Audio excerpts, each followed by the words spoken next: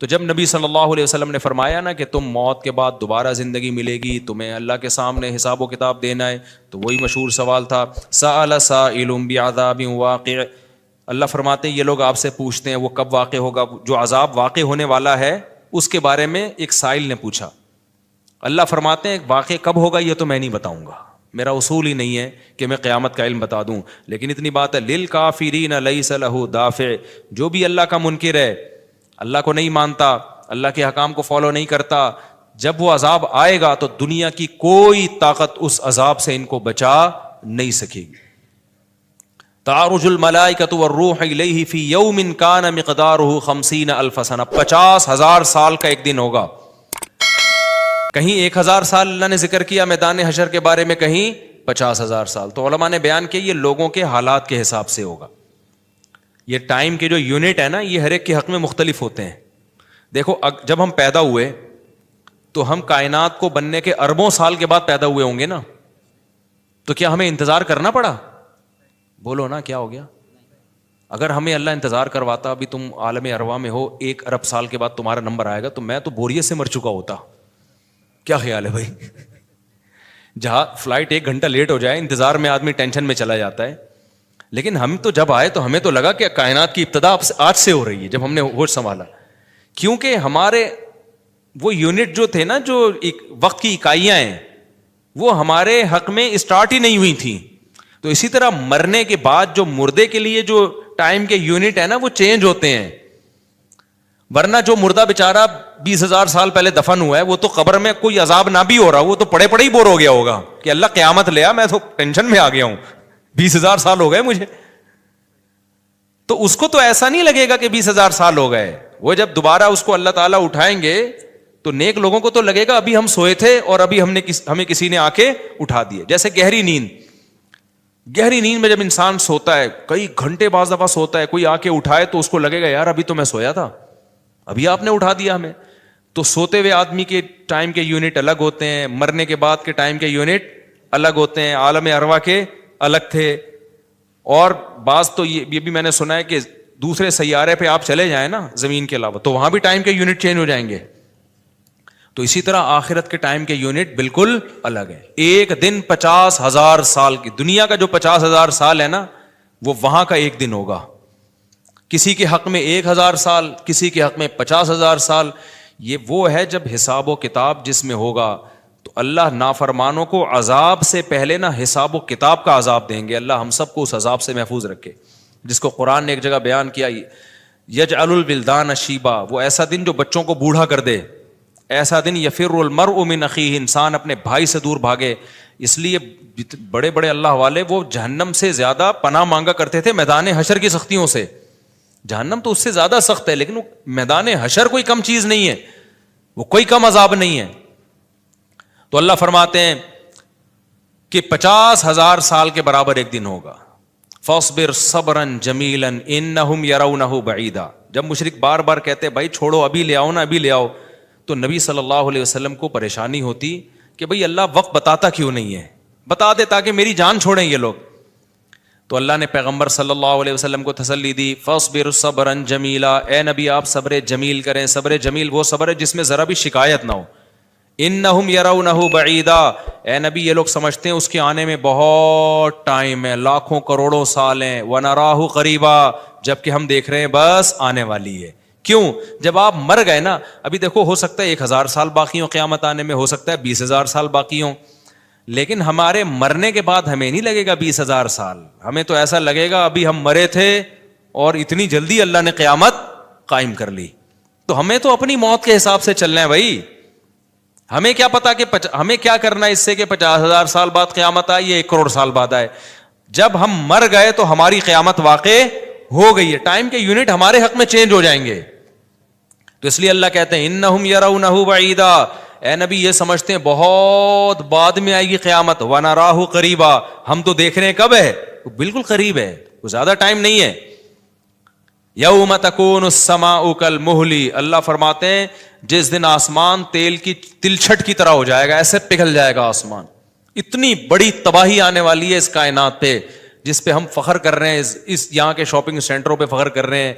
میں بھی ایک پروگرام میں گیا نا اسلام آباد میں بڑا زبردست پروگرام تھا, بڑے بڑے تاجر آئے ہوئے تھے, تھوڑا سا موٹیویٹ کرنا تھا لوگوں کو تاکہ پیسہ کمائیں. تو یہ تو اچھی بات ہے, اسلام تو آپ کو بزنس کا پیسہ کمانے کا حکم دیتا ہے تاکہ ہم بھکاری پن سے نکلیں.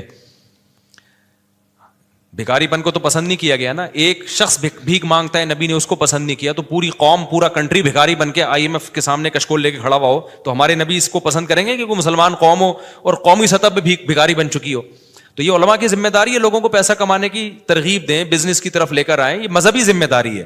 تو میرا اس میں کوئی کمیشن نہیں تھا, میں گیا, میں نے تقریر کی, لیکن ایک چیز کا مجھے اندازہ ہوا کہ یار ایک چیز یہاں پیدا ہو رہی ہے, پیسہ کمانے کے ساتھ پیسے کی محبت بھی آ رہی ہے.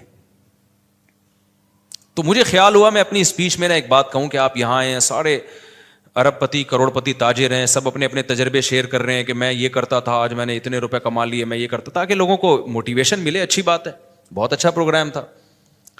تو مجھے خیال ہوا کہ ایک بات میں کہوں کہ ضرور, لیکن ایک چکر نا ہفتے میں ایک دفعہ قبرستان کا ضرور لگایا کرو تاکہ نیتیں ٹھیک ہو جائیں پیسہ کمانے سے.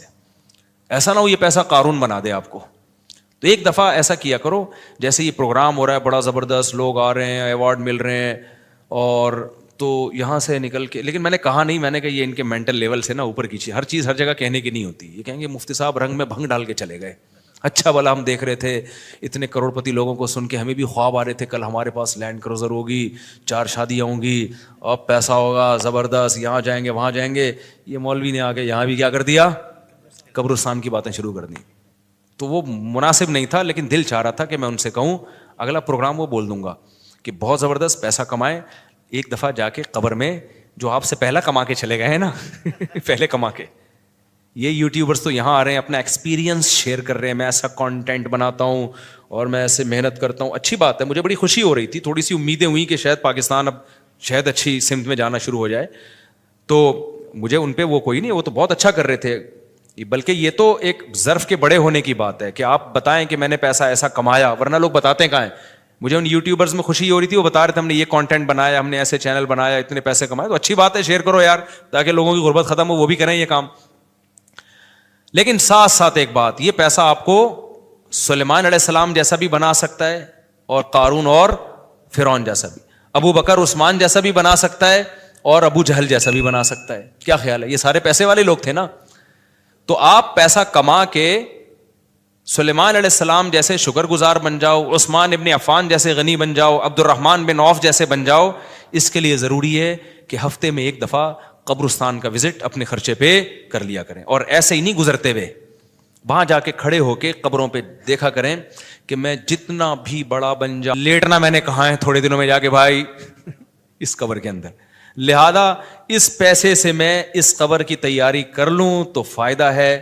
اور اگر یہ لینڈ کروزر ہی میرا مقصد ہے اور میرا مقصد عیاشی ہی ہے اور شو مارنا ہی ہے, تو بھائی پھر یہ تو قارون نے آپ سے زیادہ کما لیا, ان خزانوں کے ساتھ ہی زمین میں دھسا ہے. وہ سمجھتے ہو کہ نہیں سمجھتے ہو, تو تھوڑا سا کبھی کبھار جب بڑے بڑے پروگراموں میں جایا کرو تو تھوڑا سا قبرستان میں, ہمیں تو اللہ نے سہولت دی ہے, بہت خطرناک قبرستان ہے یہ جو ہے نا, کیونکہ گورنمنٹ نے لائٹیں کہیں بھی نہیں لگائیں, تو یہاں تو 2-4 لائٹیں تھیں, چرسیوں نے چوری کر لی. اب اندھیرا ہوتا ہے اس میں, اس سے بڑا فائدہ ہوتا ہے.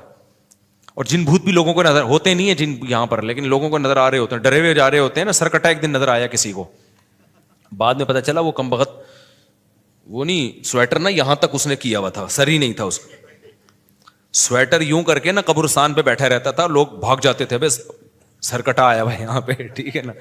تو آپ یہ جو ہمیں اللہ نے بڑی سہولت دی ہے, کبھی کبھار ایسا کیا کرو, یہاں چلے جاؤ. رات کے وقت جاؤ گے تو جیسے آپ نے انرجی اپنی خرچ کرنی ہے نا, تو کہتے ہیں ڈاکٹر 1 گھنٹے کی واکنگ سے 15 منٹ کی جاگنگ بہتر ہے. 15 منٹ کی جاگنگ میں اتنی انرجی لگ جائے گی جو 1 گھنٹے کی واکنگ میں نہیں ہوگی.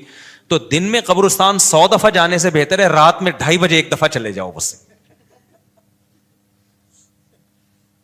رات میں 2:30 بجے 1 دفعہ چلے جاؤ, اور وہاں جا کے بیٹھو, بیٹا آنا کہاں ہے, یہی آنا ہے. اور یہ جو لیٹے ہوئے ہیں نا, یہ سارے غریب نہیں تھے, ٹھیک ہے نا. ان میں بہت سارے کروڑ پتی تھے, ارب پتی تھے, 4 شادیوں والے بھی تھے, 1 والی بھی تھے, اور بچوں والے بھی تھے, بغیر بچوں والے بھی تھے, جوان بھی تھے, بڈھے بھی تھے, 30 سال کے بھی تھے, 15 سال کے بھی تھے, 6 مہینے کے بچے بھی تھے. کیا نظر آ رہے ہوں گے, قبریں جا کے دیکھو. کل ہوس اس طرح سے ترغیب دیتی تھی مجھے, وہ ایک شاعر نے بڑا شعر کہا ہے کہ مجھے ہوس جو ہے نا وہ ترغیب دیتی تھی.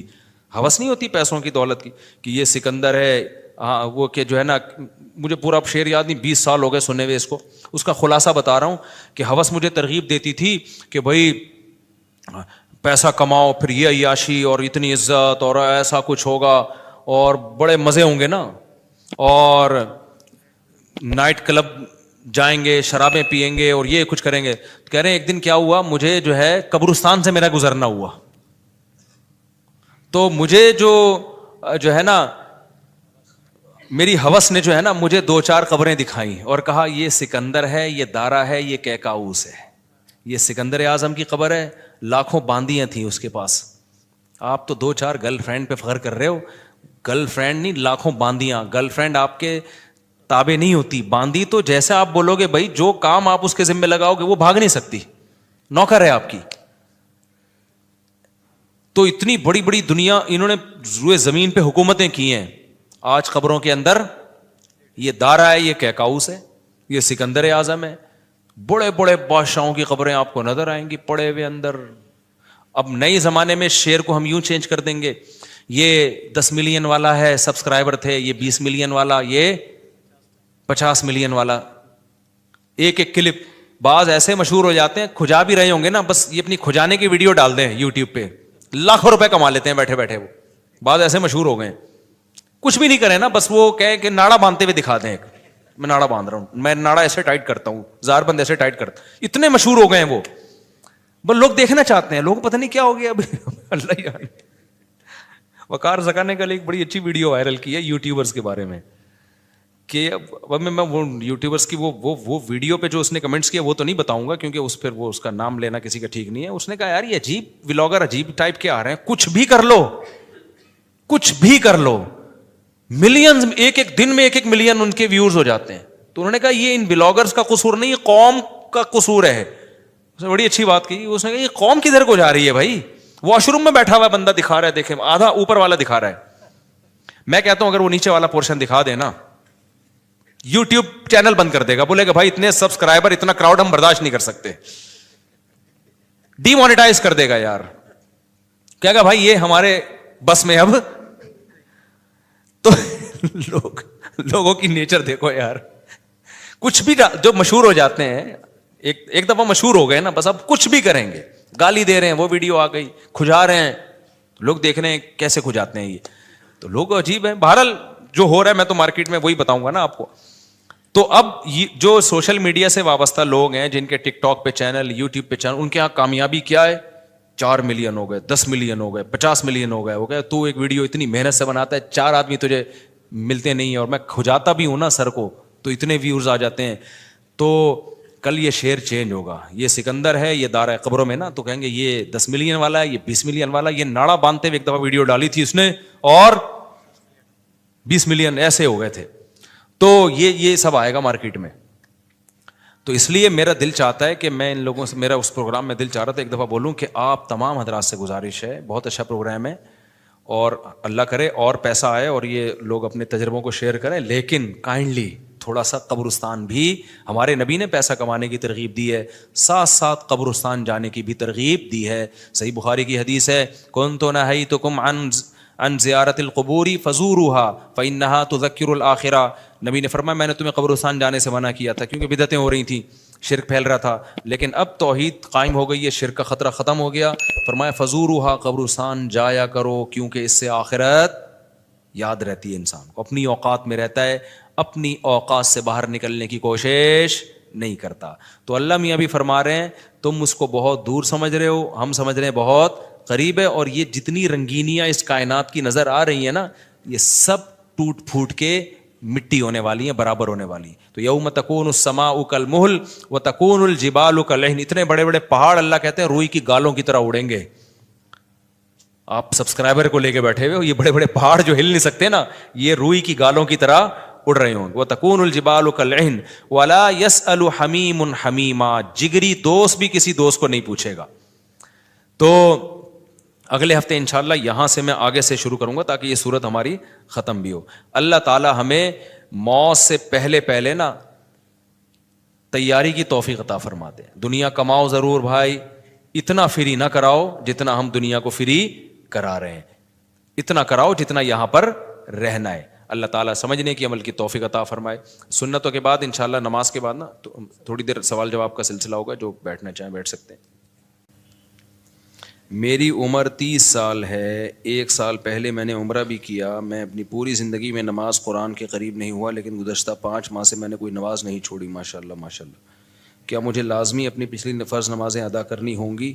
ارسلان صاحب جی ادا کرنی ہوں گی, لیکن ایسا نہ ہو کہ پچھلی کے چکر میں اب اگلی بھی چھوڑنا شروع کر دیں, زیادہ ٹینشن لے لیں.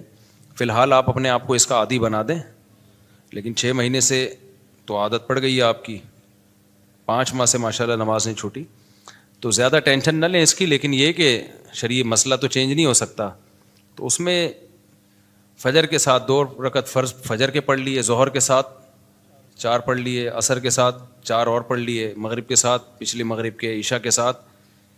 اور ہمارے نزدیک وطر بھی چونکہ واجب ہیں, نبی صلی اللہ علیہ وسلم کی اس بارے میں صحیح حدیث موجود ہیں, تو وطر کی بھی قضا کرنی چاہیے. تو ایک دن میں کم سے کم 1 دن کی نمازیں پڑھ لیں آپ, تو اللہ نے چاہا تو انشاءاللہ یہ پوری ہو جائیں گی. مفتی صاحب کراچی کا اجتماع 25 جنوری کو ہے, اور یہ بات پکی ہے, جمعرات مدنی مسجد میں بھی اعلان ہو چکا ہے. آپ اجتماع میں ضرور آئیں انشاءاللہ. صلو علی الحبیب. میرے بھائی چپل مدرسے میں 3 مہینے, کیا لکھا ہے یار, جیل مدرسہ میں, یہ کدھر ہے جیل مدرسہ؟ جیل مدرسہ میں 3 مہینے, جیل کو چپل لکھا ہوا ہے, مہینے رہ کر آیا. آپ سے دعا کی درخواست ہے, دل سے دعا ہے جی. موجودہ حالات میں پتہ نہیں کس چیز کی دعا منگوا رہے ہیں, مجھے سمجھ میں نہیں آ رہا. حال جو بھی ہے, موجودہ حالات میں اگر کوئی شخص حقوق اللہ اور حقوق العباد پورا کرتا ہو مگر اشاعت دین اور بقائے دین کی کسی بھی صورت کا حصہ نہیں بنتا, تو کیا وہ گنہگار ہوگا؟ جی گنہگار ہوگا, کیونکہ نہی عن المنکر فرض ہے, تو ہر شخص پر اپنی استطاعت کے بقدر نہی عن المنکر فرض ہے.